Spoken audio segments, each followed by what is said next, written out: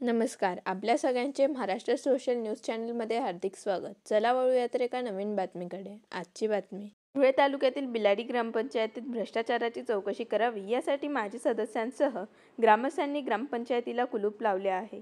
ग्रामपंचायत सरपंच आणि ग्रामसेवक यांनी मिळून गावात विकास कामाच्या नावाने मोठ्या प्रमाणात भ्रष्टाचार केला आहे. गावात पाणी फिल्टर बसवण्यात आले, मात्र 1 महिना देखील ते सुरू राहिले नसल्याने बंद पडून आहे. अशा अनेक कामांची सखोल चौकशीची मागणी ग्रामपंचायत सदस्यांसह ग्रामस्थांनी केली आहे. यासह भ्रष्टाचार करणाऱ्यांवर देखील कठोर कारवाईची मागणी करण्यात आली आहे. यावेळी ग्रामपंचायतीला कुलूप लावत जोरदार घोषणाबाजी करण्यात आली. मी सुनील पाटील, ग्रामपंचायत सदस्य बिलाडी. आपल्या बिलाडी गावामध्ये खूप मोठा गाजावाजा करून जो आज इथं विकास कामांचा दाखवलं जात आहे, त्या पद्धतीमध्ये विकास कामं खरंच झालेले दिसत नाही आहेत. बिलाडी गावामध्ये 2 वर्षापूर्वी फिल्टर प्लांट बसवण्यात आला, तो मोजून 1 महिनाही चालला नाही आहे. आम्ही त्याच्याविषयी बऱ्याच वेळा ग्रामपंचायतमध्ये ग्रामसेवकांना सुद्धा सांगितलं, तरीही त्यांनी तो फिल्टर प्लांट चालू करायचा कुठलाही प्रयत्न केला नाही. आजही आम्ही तो व्हिडिओ बनवला, तो आजही बंद अवस्थेत आहे.